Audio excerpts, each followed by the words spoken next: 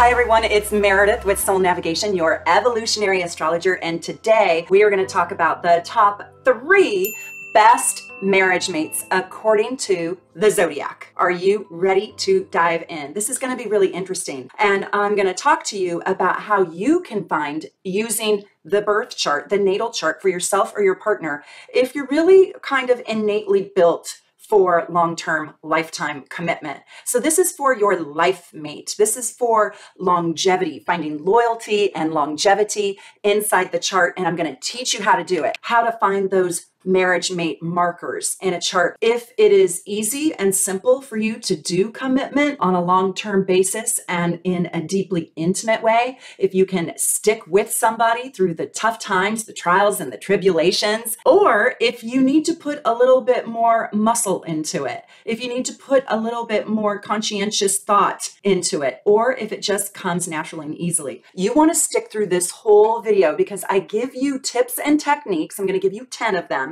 on how you can see loyalty in a chart. So you can look and see, does your partner have loyalty in their chart naturally, or are they prone to not do commitment so well? Are they prone to being a commitment phobe, right? So I'm going to give you my top 3. But first, I have to announce 4th place winner, the MVP is, are you ready? Can anybody guess? It's Scorpio. Yep, they get the 4th place. I just had to, because Scorpios get really obsessed. Once they get into a relationship, they give 5,000% and they have a very hard time leaving. They really do. Once they're in and they're fully exposed and they're fully vulnerable to you, they just hold on tight forever. Once you've really got a Scorpio to fall madly in love with you, I'm going to tell you that Scorpio will obsess about you their entire life long, especially if they've lost you. Now, inside a marriage commitment, they just stick. They've got the glue. They have a loyalty that is pretty rare. They just don't give up easily. The other thing is Scorpios are pretty unafraid of the hard stuff. So if you show up on a date with a Scorpio, you kind of want to let your baggage out early. Like, yeah, I spent time in jail. I served 8 years in jail for drug trafficking. If that makes you not want to be with me, I get it. That's okay. The Scorpio is going to be like, oh no, that doesn't scare me at all. What was jail like? What was the federal penitentiary like? Tell me about it. And then, or you're going to be like, yeah, I had a baby at 16 years old. And if you don't like that, I understand. Scorpio's like, oh, that's nothing. Scorpio just is not afraid. And so they don't leave easily. They work on problems when they are all the way in. Now, getting them to be all the way in is a whole nother conversation.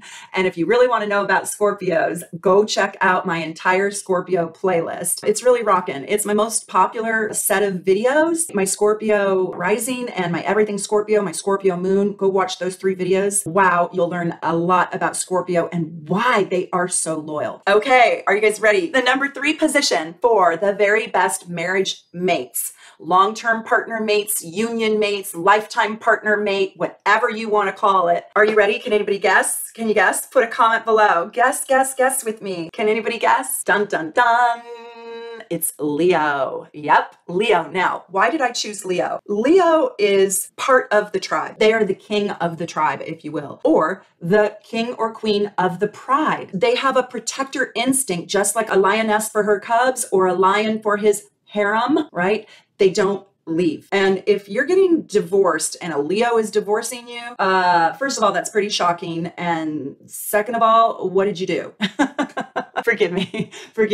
But Leos don't usually leave. They are warm and kind and generous. Most Leos have to have family. They have to have family. They like a traditional family unit. They like to set up life where they are the protector of their family, of their tribe. This sign, Leo, will actually die for its clan, will die for its pride. They are so committed. When they're in, they also give 5,000%, even when times are hard, because it is so painful for them to lose, and it is so painful for them to lose their tribe. Just god awful. And so it makes them very, very committed to their family and to their loved ones.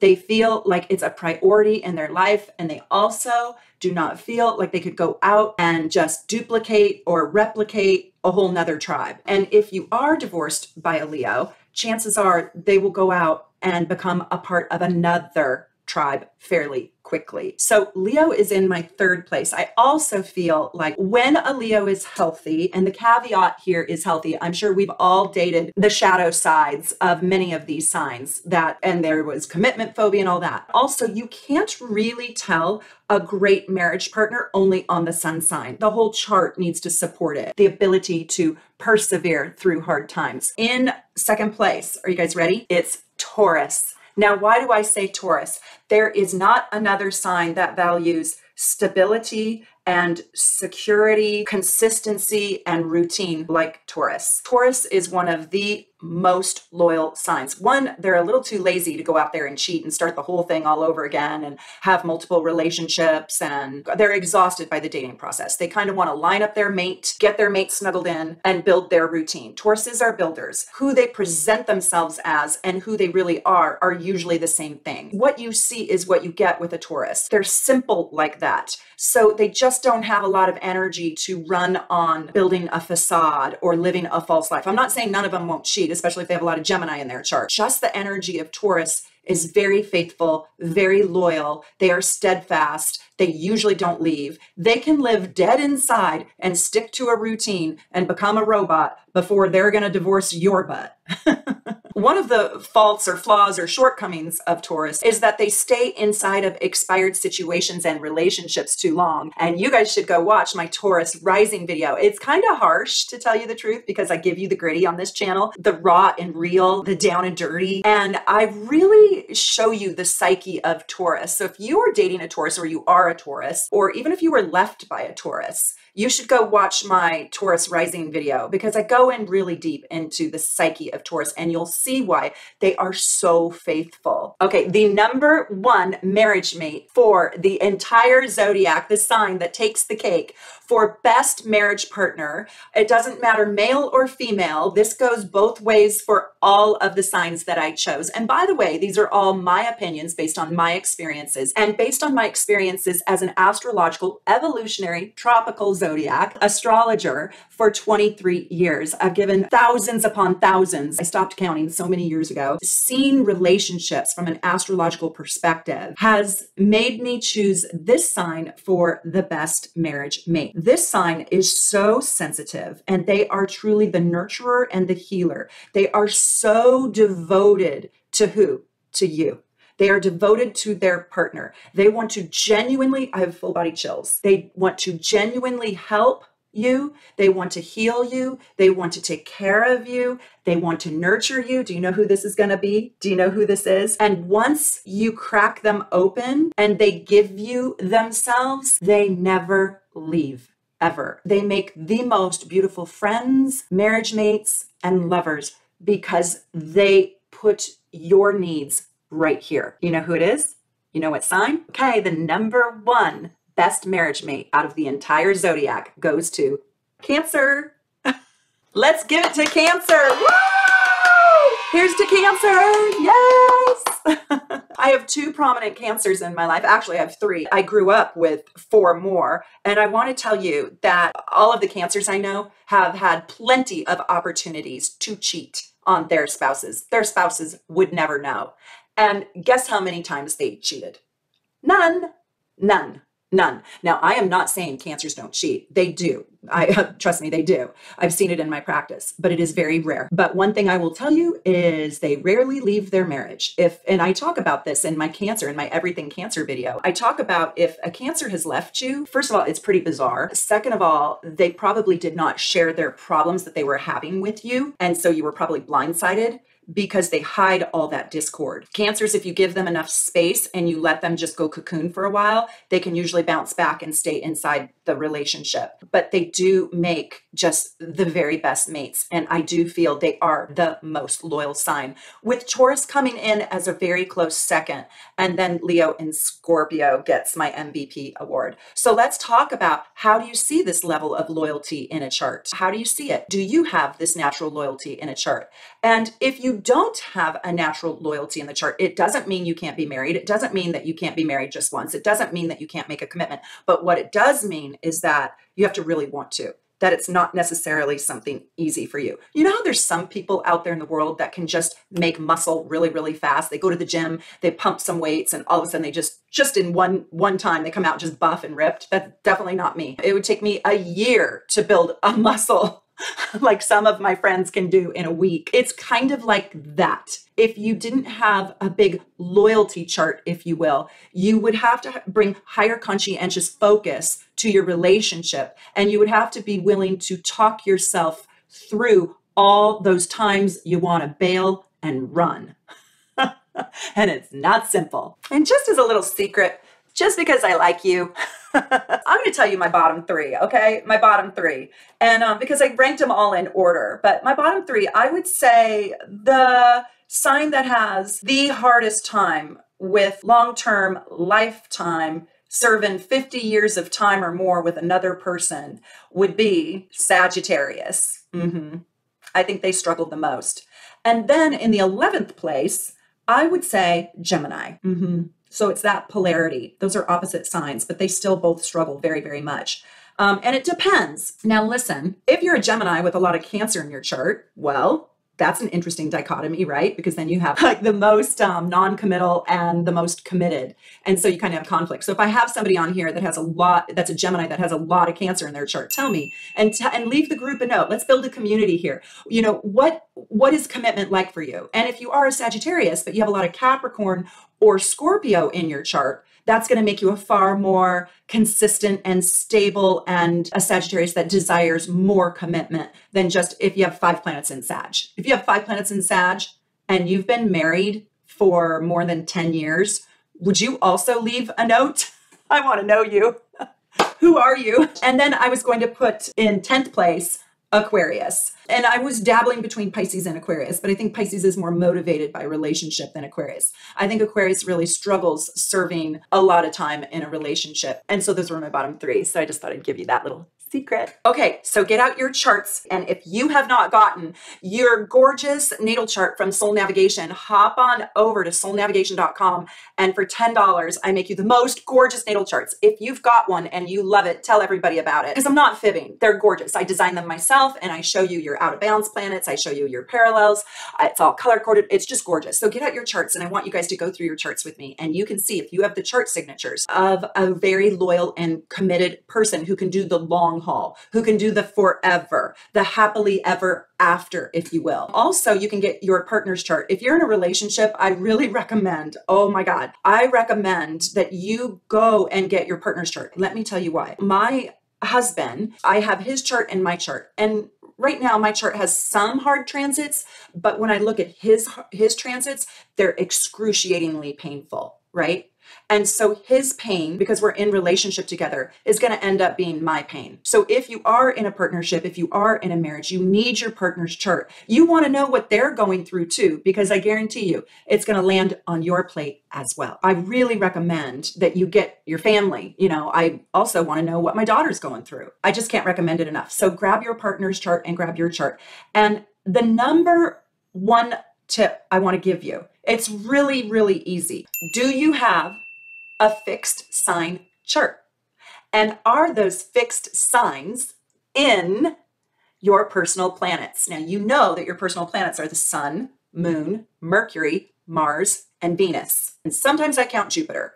So how many fixed signs? And if you've got my natal chart, you can just go up to the top and there's a little box and it says fixed, cardinal, and mutable. And then it will have a number, and it will have a number 1 through 10.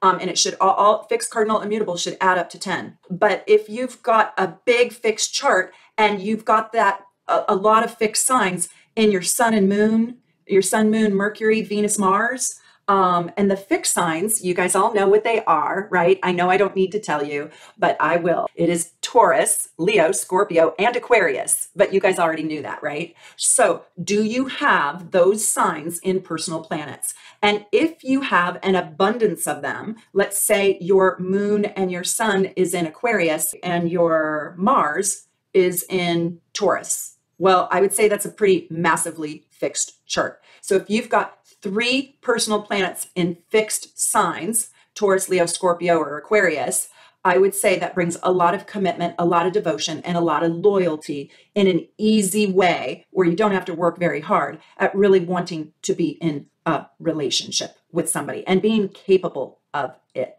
Now, I know that I put Aquarius at the bottom. So Aquarius is tricky. If you only have fixed signs in Aquarius, I wouldn't say that that makes a loyal chart. Look at what other tips I'm giving you and see if you've got these other chart signatures for loyalty. But if you do have the Leo, the Scorpio, and the Taurus in there, and you're an Aquarian, then I would say it brings a lot of stability. Okay, tip number 2. The next thing I would say is, do you have a fixed rising sign? So that is a fixed ascendant. Do you have a fixed south node, or do you have that fixed Jupiter? If you have a fixed rising sign, it means you approach life with a permanency. And it also tells me that your house of marriage is also in a fixed sign. So if you're Taurus rising, your house of marriage is Scorpio. If you're Aquarius rising, your house of marriage is Leo. If you're Leo rising, your house of marriage is Aquarius. Now that one isn't quite as loyal as the others. So Leo rising, you have to go look for these other chart signatures for loyalty and marriage mates.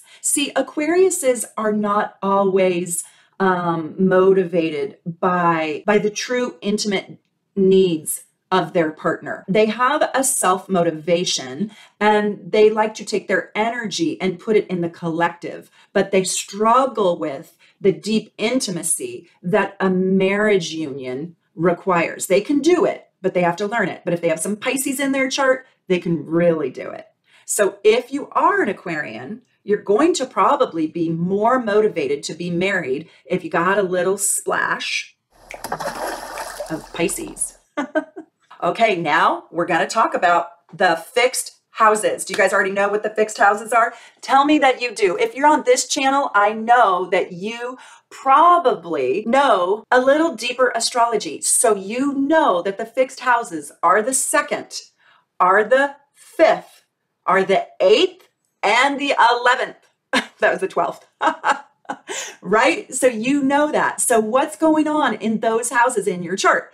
And if you have one of my natal charts, you can just go up to the key if you don't know how to read the circle, and you can read all your houses and you can see, do you have any planets in the 2nd? Do you have any planets in the 5th? Do you have any planets in the 8th? And do you have any planets in the 11th? So those are the fixed houses. Now I'm going to tell you that it really only counts if you have personal planets in those fixed houses. So let's say you have got, I don't know, Sagittarius in either the 2nd, the 5th, the 8th, or the 11th. That is going to make that Sagittarius far more capable of making a long-term commitment than Sagittarius was in a cardinal house or a mutable house. So if your Sagittarius has their sun in the 5th house, they are going to be motivated to build a family, to build a clan, because we know the 5th house in the natural zodiacal wheel belongs to Leo. So it takes on a Leo type loyalty. And we know that Leo came in 3rd place. If you're Sagittarius, I'm just giving the sign that I think that it is the hardest to do long-term commitment, is in the 8th house. Well, they're going to do loyalty kind of like a Scorpio. And if the Sagittarius is in the 2nd house, they're going to do loyalty kind of like a Taurus. If they're going to be in the 11th house, it's going to add a bit of fixity. But I wouldn't say, because that's Aquarius's natal house, I wouldn't say hands down they're going to be fantastic at commitment. I would go and look for some more chart signatures that I'm going to give you. Now, I also want to have a little caveat here, and that is going to bring me to a bonus tip. If you have a stellium, and that means 3 or more planets in the 4th house. The 4th house is Cancer's house, and the 4th house is loyal, loyal, loyal. So if you have more than 3 planets, any 3 planets, it doesn't matter, in the 4th house, that brings an element of deep commitment and deep loyalty, like a Cancer, deep care for other people. If you've got your 4th house in a fixed sign, but you are a Pisces or a Gemini, kind of non-committals, you have a fixed stellium in the 4th house, or you have a fixed 4th house and you have personal planets there, let's say you've got Mars there, that adds glue. That is like Velcro, and that is a good sign. So the 4th house brings a lot of love and nurturance and commitment and stability, like a Cancer. So if you have a packed 4th house, you know, I really mean personal planets. You could have Saturn, Jupiter, or the South Node there, and I would give it to you. I would say that is a pretty committed person, especially if the South Node is there. So tip number 4, do you have a fixed square in your chart? Now, this is very rare, but if you have a fixed square, basically, if you've got planets that are in all 4 fixed signs and they're close to the same degree, and it doesn't matter which planets, you can have Pluto and Neptune in this one, or Uranus, it does not matter. But if you have a fixed square, that brings tons of commitment and that brings a lot of juice and energy, pop and power to be able to do longevity with another person. It's better and it's more helpful if your Sun and Moon and Mars and Venus and Mercury are in that square, but I'll still give it to you with the other planets. And I'll also give it to you if your nodes are there, especially the South Node. Okay, this one is juicy. We've got to go look at Saturn. Saturn is the key here. You need to have a strong Saturn placement in order to really bring long-term commitment. It doesn't matter what sign your Saturn is in, but it does matter what aspects your Saturn makes. So this could be in Pisces, this could be in Gemini, this could be in Virgo, it does not matter. But if you've got Saturn conjunct the ascendant, Saturn conjunct your Sun, or Saturn in the 7th house, or Saturn conjunct Venus, this is very loyal. So this is what I want to say about Saturn. If Saturn is making any aspect, a conjunction, a trine, a square, or an opposition to any of your personal planets, the Sun, the Moon, Mercury, Venus, or Mars, in any of the signs, what it's going to do is it's going to fix that sign. It's going to put commitment and loyalty to that sign. So if you've got Saturn square Mercury, it doesn't matter that it's a square. It means that the mind gets fixed. The mind gets loyal, devoted, dedicated to hard work. And Saturn is the planet that creates longevity and commitment.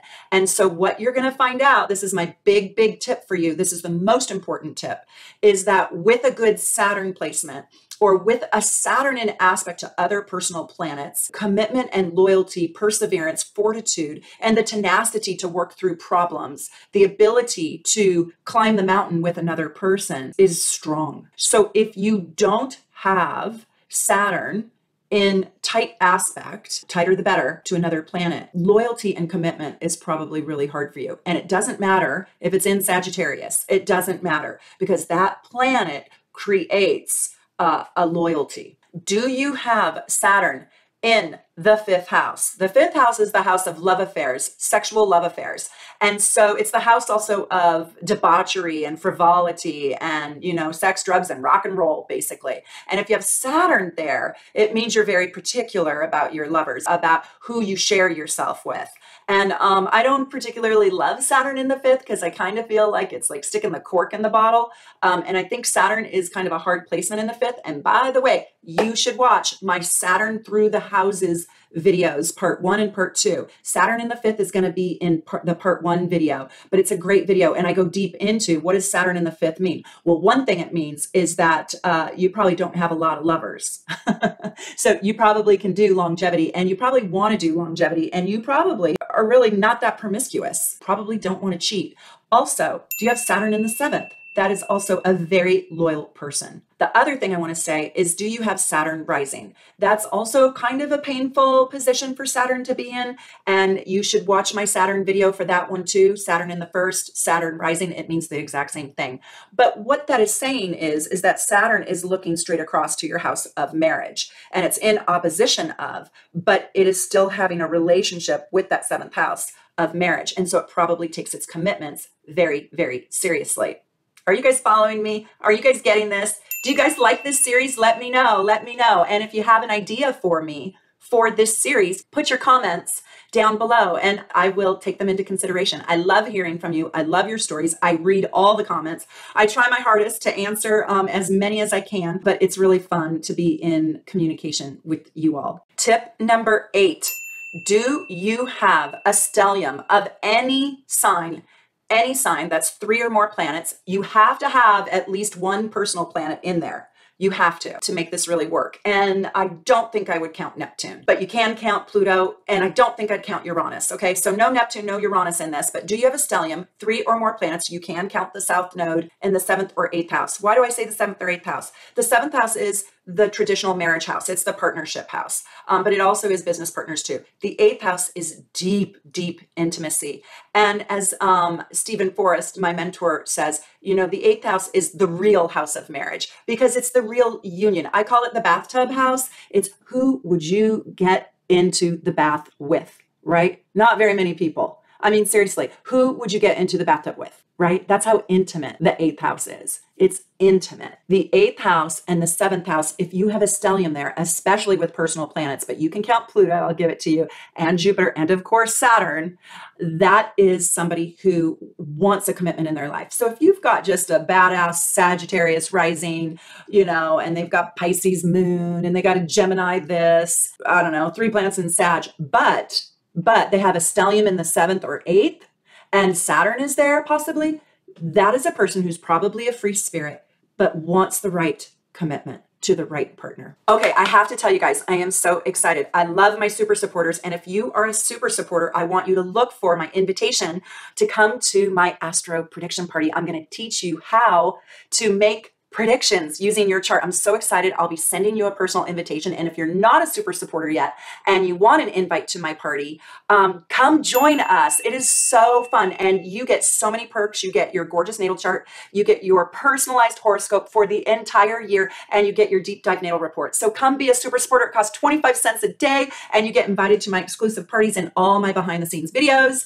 And I just have to say, I love you, super supporters. You help me keep the lights on and do more of these videos. And I hope you're loving these videos. And I just want you to know that I love you. Thank you for being on board with me.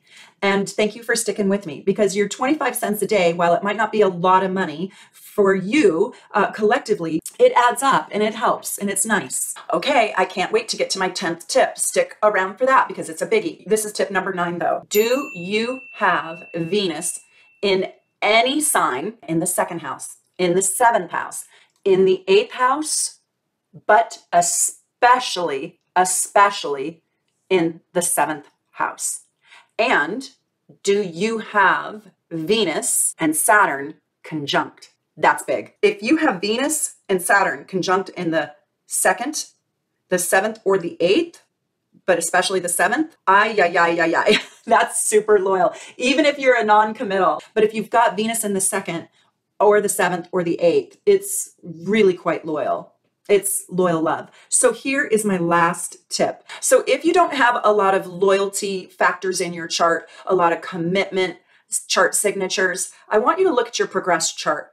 And do you have Venus or Saturn in your progressed chart in the 7th house right now? So your progressed chart is always moving. The natal chart is frozen in time, but the progressed chart shows me who you are right now. When my progressed Venus moved into my 7th house, that's when I got married, right?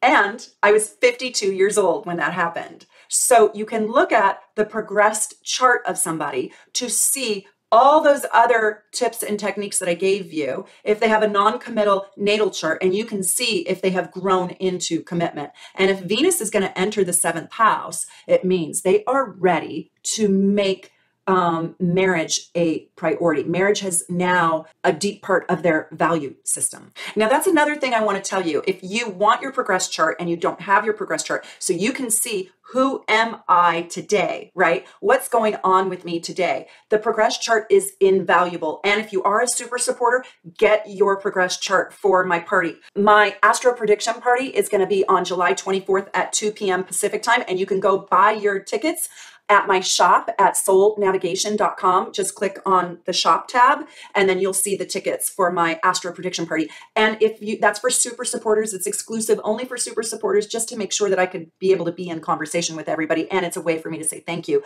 But go get your progress chart for my party, because you will want to see your progressions. And I use progressions to make a lot of predictions. Now, if you want one of my charts, as your progress chart, because it's so easy to read and it's gorgeous and glorious, just order a natal chart, and then you're going to send me an email and say, Meredith, I already have my natal chart. Will you make me a progress chart? And I'll do that for you. So I hope you guys are coming to my Astro prediction party. You are going to learn so much. I'm going to give you the tips and techniques on how to make easy predictions using your chart, and it's going to be a blast. I can't wait. I just adore you guys. Thank you for being a subscriber. Please subscribe and hit the bell, and thank you. From my home to yours, I wish you the very, very best. Take care.